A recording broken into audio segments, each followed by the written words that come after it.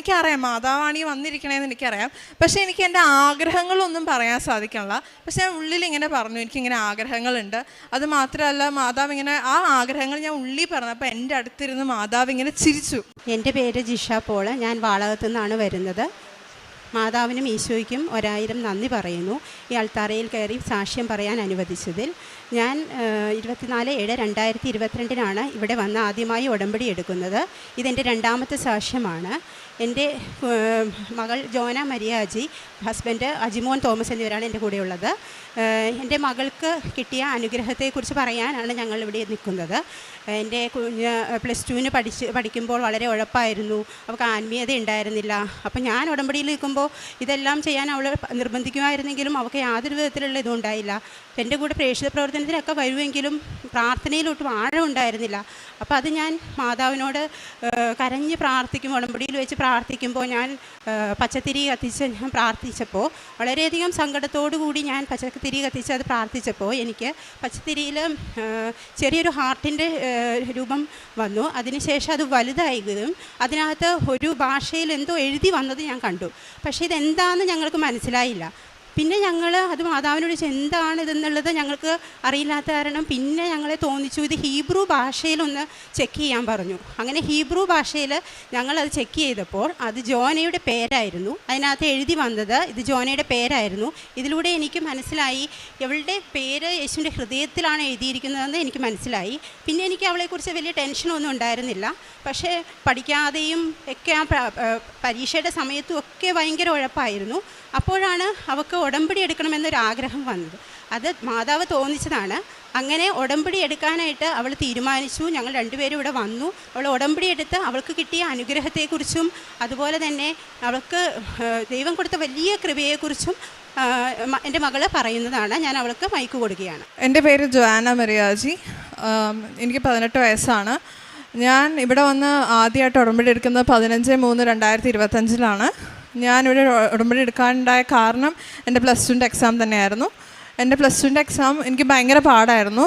ഞാൻ ഉടമ്പടി എടുക്കുന്നത് എൻ്റെ ലാസ്റ്റ് എക്സാമിന് ബയോളജി ആയ ലാസ്റ്റ് എക്സാമിന് തൊട്ട് മുമ്പ് വന്നിട്ടാണ്. ഞാൻ ഉടമ്പടി എടുത്തു. ഞാൻ കാശരൂപവും ഉപ്പും തേനും വെച്ച് പ്രാർത്ഥിച്ച് ഞാൻ എല്ലാ എക്സാംസിനും അങ്ങനെയാണ് ഞാൻ ചെയ്തത്.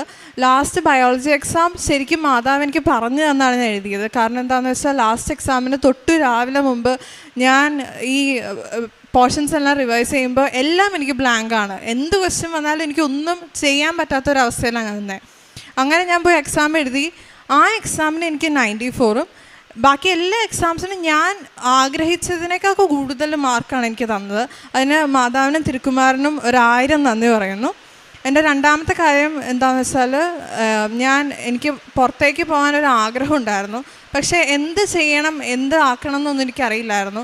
അങ്ങനെ എൻ്റെ ഫ്യൂച്ചറിനെ പറ്റി എനിക്കൊരു പ്ലാൻ ഇല്ലാതിരുന്ന സമയത്ത് ഞാൻ പ്രാർത്ഥിച്ചിരുന്നത് ഏശയ്യാ 45-ന്റെ 2-3 വാക്യങ്ങളാണ്. ആകയാൽ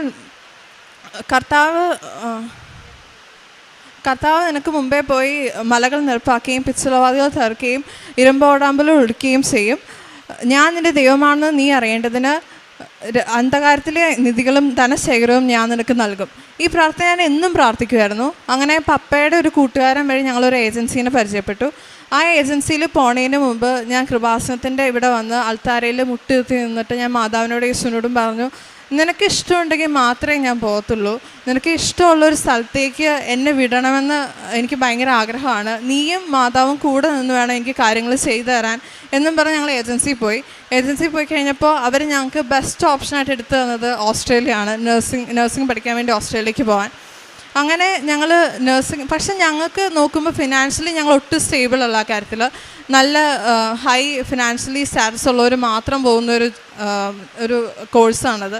പക്ഷേ മാതാവിൻ്റെ യേശുവിൻ്റെ ഉറപ്പിൽ ഞാനും എൻ്റെ വീട്ടുകാരും അങ്ങനെ അത് പ്രൊസീഡ് ചെയ്യാമെന്ന് വെച്ചു.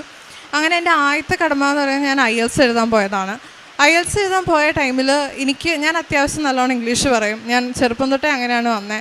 അത് മാത്രമല്ല ഞാൻ ഒരു CBSE സ്കൂളിലാണ് പഠിച്ചത്. അത് മാത്രമല്ല ഇവിടെ ഞാൻ എപ്പോഴും സാക്ഷ്യം കേൾക്കുമ്പോൾ 7-8 പ്രാവശ്യമൊക്കെ IELTS എഴുതുമ്പോൾ ഞാൻ വിചാരിക്കും എൻ്റെ കാര്യത്തിൽ അങ്ങനെയൊന്നും വരില്ല, എനിക്ക് ആകെ വിസ പ്രോസസ്സിങ്ങിൽ മാത്രമായിരിക്കും ചിലപ്പോൾ പ്രശ്നം വരുള്ളൂ. IELTS ഒക്കെ ഞാൻ ഈസി ആയിട്ട് പാസ്സാവുന്നതായിരുന്നു. അങ്ങനെ എൻ്റെ ആദ്യത്തെ എക്സാം വന്നു. ആദ്യത്തെ എക്സാം വന്നപ്പോൾ ഞാനിവിടെ അച്ഛനെ കണ്ടതാണ്. പക്ഷേ എൻ്റെ ഉള്ളിൽ എൻ്റെ മെറിറ്റായിരുന്നു എനിക്കെല്ലാം. എനിക്ക് മെറിറ്റ് ഉണ്ടായിരുന്നു. അപ്പോൾ എനിക്ക് എന്തായാലും കിട്ടുമെന്നായിരുന്നു എൻ്റെ ഉറപ്പ്. അങ്ങനെ ഞാൻ ആദ്യത്തെ എക്സാം എഴുതി. എനിക്ക് ഭയങ്കര എളുപ്പമായിരുന്നു, എനിക്ക് കിട്ടുമെന്നായിരുന്നു ഉറപ്പ്. പക്ഷേ എനിക്ക് ഇൻഡിവിജ്വൽ 7 വേണ്ടടുത്ത് ഒരെണ്ണത്തിന് മാത്രം 6.5. ബാക്കി എല്ലാത്തിനും 8ഉം 7.5 മാർക്ക് ഉണ്ടെങ്കിൽ എനിക്ക് ഇതിന് മാത്രം 6.5 ആയിപ്പോയി. അങ്ങനെ ഞാൻ രണ്ടാമത് എഴുതി, മൂന്നാമത് എഴുതി, അതും കിട്ടിയില്ല. അത് കഴിഞ്ഞ് ഞാൻ പിന്നെ അതെല്ലാം 0.5-നാണ് പോകുന്നത്. അത് കഴിഞ്ഞ് ലാസ്റ്റ് ഞാൻ PG എഴുതാൻ നോക്കി. PG എഴുതാൻ നോക്കിയപ്പോൾ പെട്ടെന്ന് തന്നെ അവർ റൂളും ചേഞ്ച് ചെയ്തു. അത് പിന്നെയും ഡിഫിക്കൽട്ടാക്കി. അങ്ങനെ എനിക്ക് PGയും ആദ്യത്തെ തവണ ഭയങ്കര എളുപ്പമായിരുന്നു, അതും എനിക്ക് കിട്ടിയില്ല. അങ്ങനെ കഴിഞ്ഞപ്പോൾ ഞാൻ ഭയങ്കര ഡിസപ്പോയിൻറ്റഡ് ആയിപ്പോയി. ഇനി ഞാൻ എന്ത് ചെയ്യണം, ഇനി ഇത് ഡ്രോപ്പ് ഔട്ട് ആക്കണം ഓസ്ട്രേലിയ, എനിക്കൊന്നും അറിയില്ല. അങ്ങനെ ഞാൻ മാതാവിൻ്റെ അടുത്ത് ഇവിടെ ഞാൻ വീണ്ടും അച്ഛനെ കാണാൻ വേണ്ടി വന്നു. അച്ഛനെ കാണാൻ വേണ്ടി ആ ഓഫീസിൻ്റെ അവിടെ നിൽക്കുമ്പോൾ അത് കഴിഞ്ഞ് ഞാൻ ഓഫീസിൽ നിന്ന് ടോക്കൺ എടുത്ത് ഇവിടെ വന്ന് അച്ഛനെ കണ്ടു. അച്ഛനെ കണ്ടു കഴിഞ്ഞപ്പോൾ എനിക്ക് ഭയങ്കരമായിട്ട് സങ്കടം വന്നിട്ട് ഞാൻ ഭയങ്കരമായിട്ട് കരഞ്ഞു. അപ്പോൾ അച്ഛൻ ചോദിച്ചു എന്താ പറ്റി. അപ്പോൾ ഞാൻ പറഞ്ഞു 3 പ്രാവശ്യം IELTS എഴുതി, ഞാൻ 1 പ്രാവശ്യം PG എഴുതി, എന്നിട്ടും കിട്ടിയില്ല, ഇനി എന്ത് ചെയ്യണമെന്ന് എനിക്കറിയില്ല. അങ്ങനെ പറഞ്ഞു കഴിഞ്ഞപ്പോൾ ഞാൻ ഇവിടെ അച്ഛൻ എൻ്റെ അടുത്ത് പറഞ്ഞു സാരമില്ല എന്ന് പറഞ്ഞ് എൻ്റെ കവിളിൽ തട്ടി. അങ്ങനെ ഞാൻ പോയി ലാസ്റ്റ് എക്സാം ഒരു ഇതും ഇല്ലാതെ ഞാൻ എഴുതിയത്. ഞാൻ പഠിച്ചില്ല, ഞാൻ ആകെ പ്രാർത്ഥിച്ചിട്ട് മാത്രമേ ഉള്ളൂ. അങ്ങനെ ഞാൻ എക്സാം എഴുതി. അതിനകത്ത് PG എഴുതുന്നവർക്കറിയാം ഔട്ട് ഓഫ് 90 ആണ് ഈ PGയുടെ മാർക്ക് സ്കോർ വരുന്നത്. അങ്ങനെ എനിക്ക് ഓവറോൾ 90 ആയിരുന്നു സ്കോർ എൻ്റെ. അതെനിക്ക് വലിയൊരു മിറക്കിളായിരുന്നു. കാരണം എനിക്കറിയാം ഞാൻ ആ എക്സാമിൽ അധികം ഒന്നും എഴുതിയിട്ടില്ല. എനിക്ക് ഔട്ട് ഓഫ് ഫുള്ള് കിട്ടാനുള്ളത് ഉറപ്പായിട്ട് എഴുതിയിട്ടുണ്ടാവില്ല. അങ്ങനെ അത് വലിയൊരു മിറക്കിളായിരുന്നു എനിക്ക്. മാതാവിനും തിരുക്കുമാരനും 1000 നന്ദി പറയുന്നു.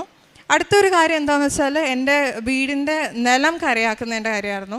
അത് ഞങ്ങൾ ആപ്ലിക്കേഷൻ കൊടുത്തത് മാർച്ചിലാണ്. പക്ഷേ ഞങ്ങളിതൊന്നും അറിഞ്ഞിട്ടല്ല ആപ്ലിക്കേഷൻ കൊടുക്കുന്നത്. പക്ഷേ അത് ഞങ്ങൾക്കൊരു 1.5 ഇയേഴ്സിലാണ് ഞങ്ങൾക്കത് കിട്ടത്തുള്ളൂ. അപ്പോൾ ഇതെന്തായാലും ഞങ്ങൾക്ക് ഓൾറെഡി ഒരു കസിൻ ഉണ്ട്, ഇങ്ങനെ 1.5 ഇയേഴ്സ് എടുത്തുകൊണ്ട് അവർ ഓസ്ട്രേലിയ ഡ്രോപ്പ് ആക്കിയ കസിൻ ഉണ്ട്. അത് പക്ഷേ എൻ്റെ ബർത്ത്ഡേ 29 ഓഗസ്റ്റ് 2025 എനിക്കിത് തരണമെന്നും പറഞ്ഞ് ഞാൻ പ്രാർത്ഥിച്ചിരുന്നു. അതേ ദിവസം എനിക്ക് ഈ ഇൻകം ടാക്സ് പേയ്മെൻറ്റും അടച്ച് എനിക്ക് ഈ നിലം കരയാക്കിയത് എനിക്ക് തന്നു മാതാവ്. അതിൻ്റെ ഒരു വലിയൊരു കാര്യം എന്താണെന്ന് വെച്ചാൽ എൻ്റെ പപ്പ എപ്പോഴും ഏത് ഓഫീസിൽ, പഞ്ചായത്ത് ഓഫീസിലോ RTO ഓഫീസിലോ എവിടെ പോയാലും പപ്പ ഉപ്പും തേനും ഉപ്പും അവിടെ വിശ്വാസ പ്രമാണം ചൊല്ലി ഇടുമായിരുന്നു. തേനും അപ്പനും ഉപയോഗിക്കുമായിരുന്നു. എല്ലാ ഡോക്യുമെൻറ്റ്സിലും തൈലം ഉപയോഗിച്ച് പ്രാർത്ഥിക്കുമായിരുന്നു.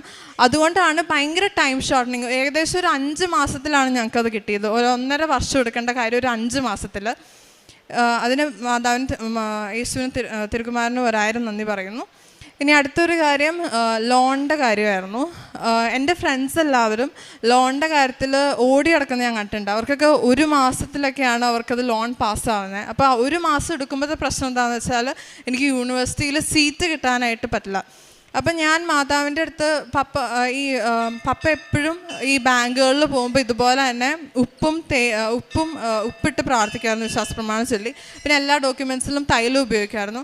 അതുകൊണ്ട് എൻ്റെ ആദ്യത്തെ PT എക്സാം പാസ്സാവുന്നതിന് തൊട്ട് മുമ്പ് അവർ ഞങ്ങൾക്ക് ലോൺ സാങ്ഷൻ ആക്കി വെച്ചു. എന്നിട്ട് PTയുടെ മാർക്ക് ലിസ്റ്റ് മാത്രം കൊണ്ടുവന്നാൽ മതി എന്ന് പറഞ്ഞു.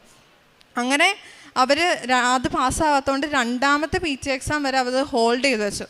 ഒരു ബാങ്കുകാരും ഒരിക്കലും അങ്ങനെ ചെയ്യത്തില്ല. എല്ലാം പാസ്സായവർ ഡോക്യുമെൻറ്റിനോട് ചെന്നാൽ മാത്രമേ അത് ചെയ്യുള്ളൂ. അതുകൊണ്ട് ഞങ്ങൾക്ക് ഭയങ്കര ഒരു അനുഗ്രഹമായിരുന്നു അത്. അതുകൊണ്ട് ഞങ്ങൾക്കത് പെട്ടെന്ന് സീറ്റ് എടുക്കാൻ പറ്റി. അടുത്തത് എൻ്റെ GS അസസ്മെൻറ്റിൻ്റെയും CEO വരുന്നതിൻ്റെയും കാര്യമായിരുന്നു. അങ്ങനെ CEO വരുന്നതിൻ്റെ കാര്യത്തിൽ അങ്ങനെ ഞങ്ങൾ വെച്ചു, അതും വന്നു. അത് കഴിഞ്ഞ് ഞങ്ങൾ പേയ്മെൻറ്റ് അടയ്ക്കുന്ന കാര്യത്തിലേക്ക് എത്തി. പേയ്മെൻറ്റ് അടച്ചപ്പോൾ ഞങ്ങൾക്കൊരു ആദ്യത്തെ പേയ്മെൻറ്റ് ഡിക്ലൈൻ ആയിപ്പോയി. കാരണം എന്താണെന്ന് വെച്ചാൽ എൻ്റെ പാൻ കാർഡ് ഞാൻ മൈനറിൽ നിന്ന് മേജർ ആക്കിയിട്ടില്ല. അതിനെക്കുറിച്ച് ഞങ്ങൾ ആലോചിച്ചിട്ട് പോലും ഉണ്ടായിരുന്നില്ല. പക്ഷേ മാതാവ് അത് കാണിച്ചത് എന്താണെന്ന് വെച്ചാൽ ഈ പാൻ കാർഡിൻ്റെ കാര്യം ഭയങ്കര ഇമ്പോർട്ടൻറ്റ് ഡോക്യുമെൻ്റാണ് വിസയ്ക്ക് വയ്ക്കുമ്പോൾ. അത് ഞങ്ങളിപ്പോൾ ശ്രദ്ധിച്ചില്ലെങ്കിൽ അത് വെച്ച് വിസയ്ക്ക് വെച്ച് കഴിഞ്ഞാൽ ചിലപ്പോൾ വിസ റിജക്റ്റ് ആയി പോകാനുള്ള ചാൻസ് ഉള്ളതുകൊണ്ട് ഞങ്ങൾക്ക് മാതാവ് അത് മുമ്പേ നടന്ന് ഞങ്ങൾക്കത് കാണിച്ചു തരുവാണ് ചെയ്തത്. അതിന് മാതാവിനും തിരുക്കുമാരനും 1000 നന്ദി പറയുന്നു. അങ്ങനെ ഞങ്ങൾ പേയ്മെൻറ്റ് അടച്ചു. അടുത്തത് ഞങ്ങൾ ഇവിടെ ഒരു ഡിസംബർ 4 ഇവിടെ കൃപാസനത്തിൽ പത്രം വാങ്ങാൻ വേണ്ടി വന്നതാണ്. അപ്പോൾ പെട്ടെന്ന് ഞങ്ങളുടെ ഏജൻസിയിൽ നിന്ന് പറയുകയാണ് ഞങ്ങൾക്ക് വിസയുടെ ആപ്ലിക്കേഷൻ അയച്ചു തരാം, നിങ്ങൾ പെട്ടെന്ന് ചെക്ക് ചെയ്തിട്ട് കൊടുക്കാനുള്ളത് നോക്കാൻ പറഞ്ഞു. അപ്പം ഞങ്ങൾ പെട്ടെന്ന് ഇവിടെ നിന്ന് പോയി ഫോട്ടോസ്റ്റാറ്റ് എടുക്കാൻ വേണ്ടിയിട്ട് ഇവിടുന്ന് ഫോട്ടോസ്റ്റാറ്റ് എടുത്ത് ഓഫീസിൽ നിൽക്കുവാണ് അച്ഛൻ്റെ ടോക്കൺ എടുക്കാൻ വേണ്ടി. അപ്പോൾ എനിക്കൊരു വചനം കിട്ടി, എബ്രായർ 13:6. അത് ആകയാൽ ദൈവം നിനക്ക് തുണ, നീ പേടിക്കേണ്ട, മനുഷ്യർ നിന്നോട് എന്ത് ചെയ്യും, അതായിരുന്നു ആ വചനം. അപ്പം തന്നെ എനിക്ക് ഭയങ്കര ഒരു പ്രത്യാശയായി. അങ്ങനെ ഞാൻ അച്ഛനെ കണ്ടു. അച്ഛനെ കണ്ടു കഴിഞ്ഞപ്പോഴത്തേക്കും അച്ഛൻ തന്ന കാശ് രൂപം വെച്ച് ഇവിടെ വെച്ച് തന്നെ ഞാൻ വിസയുടെ കാര്യങ്ങളൊക്കെ അയച്ചു, പേയ്മെൻറ്റും അടച്ചു, എല്ലാം കഴിഞ്ഞു പോയി. അത് കഴിഞ്ഞ് ഒരു മാസം എടുത്തു. ഒരു മാസം കഴിഞ്ഞു, വിസ വന്നില്ല. അപ്പോൾ അത് കഴിഞ്ഞിട്ട് പിന്നെ ഒരു ജാനുവരി 6 ഞാൻ രാവിലെ എൻ്റെ വീടിൻ്റെ അടുത്തൊരു ബദനി മഠം എന്ന് പറയുന്നൊരു മഠമുണ്ട്. അവിടെ ഇങ്ങനെ ഞാൻ ഇടയ്ക്ക് ഇങ്ങനെ സഹായിക്കാൻ, അവിടെ ഇങ്ങനെ മെൻ്റൽ അങ്ങനെയുള്ള ആൾക്കാരാണ് കൂടുതലും കിടക്കുന്നത്. അപ്പോൾ അവർക്ക് വേണ്ടിയിട്ട് ഭക്ഷണം കൊടുക്കാനും അവരുടെ നഖം വെട്ടി കൊടുക്കാനും ഒക്കെ ഞാൻ ഇടയ്ക്ക് പോകുമായിരുന്നു. അങ്ങനെ അന്ന് രാവിലെ ഞാൻ അതിന് പോയി. അത് കഴിഞ്ഞ് വൈകുന്നേരം ഞാൻ പള്ളിയിൽ കുർബാനയ്ക്ക് പോയി. അത് കഴിഞ്ഞ് നേരെ ഞാൻ കൃപാസന പത്രം ഞാൻ വഴിക്കട നടന്ന് കൊടുത്തുകൊണ്ടിരിക്കുക. അപ്പോഴാണ് പെട്ടെന്ന് എൻ്റെ അമ്മ വിളിക്കുന്നത്. അമ്മ വിളിച്ചിട്ട് പറഞ്ഞു, എൻ്റെ വിസ വന്നു എന്ന്. പറഞ്ഞാൽ ഒരു മാസമായിട്ട് ഞാൻ കാത്തിരുന്ന വിസ ആ ദിവസമാണ് വന്നത്. ആ ദിവസത്തിൻ്റെ പ്രത്യേകത എന്താണെന്ന് വെച്ചാൽ അന്നായിരുന്നു ധനഹ പെരുന്നാൾ. അപ്പോൾ എനിക്കത് ഭയങ്കര ഒരു വലിയ കാര്യമായിരുന്നു. കാരണം എന്താണെന്ന് വെച്ചാൽ കർത്താവിനോട് റിലേറ്റായി നിൽക്കുന്ന ഒരു ദിവസം തന്നെ വരികയും ചെയ്തു. പിന്നെ ഞാൻ പ്രാർത്ഥിച്ചുകൊണ്ടിരുന്ന 7-ാം തീയതിക്ക് മുമ്പായിട്ട് എനിക്ക് എങ്ങനെയെങ്കിലും വിസ വരണം. കാരണം അത് സാക്ഷ്യത്തിൽ പറയുമ്പോൾ മാതാവിനോടനുബന്ധിച്ച് പറയാൻ വേണ്ടിയിട്ട് ഞാൻ എപ്പോഴും പ്രാർത്ഥിക്കുമായിരുന്നു അതിന് വേണ്ടിയിട്ട്. അതുകൊണ്ട് മാതാവിനും യേശുവിനും കോടാനുകൂടി നന്ദി പറയുന്നു. എൻ്റെ ടിക്കറ്റ് വന്നേക്കുന്നത് ഫെബ്രുവരി 5-നാണ്. അപ്പോൾ എനിക്ക് ഭയങ്കര സന്തോഷമുണ്ട് ഈ കാര്യങ്ങൾ മാതാവ് എനിക്ക് വേണ്ടി ചെയ്തു തന്നതിൽ. മാതാവിനും തിരുക്കുമാരനും കോടാനുകൂടി നന്ദി പറയുന്നു. പിന്നെ എനിക്ക് വലിയ 2 കാര്യം പറയാനുള്ളത്. ഒരു ദിവസം ഞാൻ ബസ്സിൽ യാത്ര ചെയ്തുകൊണ്ടിരുന്ന ടൈമിൽ എൻ്റെ അടുത്ത് ഈ മാതാവിൻ്റെ അതേ കളറുള്ള ഒരു കന്യാസ്ത്രീ എൻ്റെ അടുത്ത് വന്നിരുന്നു. അതിൻ്റെ ബാഗും കയ്യിലുള്ള എല്ലാ സാധനവും അതേ കളറ്. അപ്പോൾ എനിക്ക് പെട്ടെന്ന് ഇങ്ങനെ ഞാൻ അതായിട്ട് കണക്ട് ചെയ്തപ്പോൾ ഇനി മാതാവാണോ എന്ന് എനിക്ക് തോന്നി. അപ്പോൾ എൻ്റെ അടുത്ത് വന്നിങ്ങനെ ഇരുന്ന് എൻ്റെ അടുത്ത് ഇങ്ങനെ കുറേ കാര്യങ്ങൾ ഇങ്ങനെ സംസാരിക്കേണ്ടത്. പക്ഷെ എനിക്ക് തിരിച്ചൊന്നും മിണ്ടാൻ പറ്റില്ല. കാരണം ഉള്ളിൽ എനിക്ക് അതിയായ സന്തോഷം ഇങ്ങനെ നിറഞ്ഞിട്ട് എനിക്കൊന്നും പറയാൻ പറ്റില്ല അങ്ങോട്ട്. അപ്പം ഞാനിങ്ങനെ എന്തായിരിക്കും ഇതെന്ന് പറഞ്ഞു കഴിഞ്ഞപ്പോഴത്തേക്കും ഞാൻ പുറത്ത് എനിക്കറിയാം മാതാവാണീ വന്നിരിക്കണേന്ന് എനിക്കറിയാം. പക്ഷേ എനിക്ക് എൻ്റെ ആഗ്രഹങ്ങളൊന്നും പറയാൻ സാധിക്കണില്ല. പക്ഷെ ഞാൻ ഉള്ളിൽ ഇങ്ങനെ പറഞ്ഞു, എനിക്കിങ്ങനെ ആഗ്രഹങ്ങളുണ്ട്.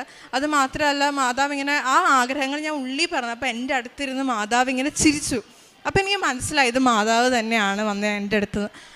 എന്നിട്ട് മാതാവ് എനിക്ക് പോണതിന് മുമ്പ് ഉമ്മയൊക്കെ തന്ന് അങ്ങനെ ഭയങ്കര ഹാപ്പി ആയിരുന്നു ഞാൻ ആ സമയത്ത്. പിന്നെ രണ്ടാമത്തെ ഒരു കാര്യം എന്താണെന്ന് വെച്ചാൽ ഞാനൊരു സ്വപ്നം കണ്ടു. സ്വപ്നം കണ്ട എന്താണെന്ന് വെച്ചാൽ ഞാനിങ്ങനെ മുട്ടുകുത്തി നിൽക്കുവാണ് കർത്താവ് കുരിശിൽ കിടക്കുമ്പോൾ. അപ്പോൾ ഞാനിങ്ങനെ മുട്ടുകുത്തി നിൽക്കുമ്പോൾ കർത്താവിൻ്റെ കുരിശ് നേരെ ഇങ്ങനെ വീണ് കഴിഞ്ഞപ്പോൾ എനിക്ക് ഭയങ്കരമായിട്ട് ട്രംബ്ലിങ് ഫീൽ ചെയ്തു. അങ്ങനെ ഞാൻ ട്രംബ്ലിങ് ഇങ്ങനെ ഫീൽ ചെയ്ത് കഴിഞ്ഞപ്പോൾ ഞാൻ ഭയങ്കരമായിട്ട് ഇങ്ങനെ ഞാൻ നിലത്ത് കിടന്നിങ്ങനെ കരയുവാണ്. അങ്ങനെ കരഞ്ഞു കഴിഞ്ഞപ്പോൾ 2 മാലാഖമാർ എൻ്റെ അടുത്ത് വന്നു, എന്നെ ആശ്വസിപ്പിച്ചു. ഇത്രയായിരുന്നു എൻ്റെ സ്വപ്നം. അങ്ങനെ ആ സ്വപ്നം കണ്ടു. അത് കഴിഞ്ഞ് എനിക്ക് പെട്ടെന്ന് തന്നെ ഒരു ഫുഡ് പോയ്സൺ അടിച്ചു. ഞാൻ 2-3 വർഷത്തിനുള്ള ഒരിക്കലും ഞാൻ അഡ്മിറ്റ് ആയിട്ടില്ല ഹോസ്പിറ്റലിൽ. പക്ഷേ അമ്മയ്ക്കും വന്നു, എൻ്റെ അനിയത്തിക്കും വന്നു. അവർക്കൊക്കെ ഒരു 2-3 ദിവസത്തിനുള്ളിൽ മാറി. എനിക്കിത് ഒരാഴ്ചയായി, അത് മാറണില്ല. അങ്ങനെ മാറില്ല എന്ന് കണ്ടപ്പോൾ ഞാൻ ഓൾറെഡി കർത്താവായിട്ട് ഞാൻ അത്യാവശ്യം ടോക്ക് ചെയ്യുന്നൊരു പേഴ്സണാണ്. അപ്പോൾ ഞാൻ ചോദിച്ചു ഇതെന്താ. അപ്പോൾ ചിലപ്പോൾ എനിക്ക് അത് പീഡാസഹനത്തിന് വേണ്ടിയിട്ട് കർത്താവ് തന്നതായിരിക്കും എന്ന് ഇങ്ങനെ തോന്നി.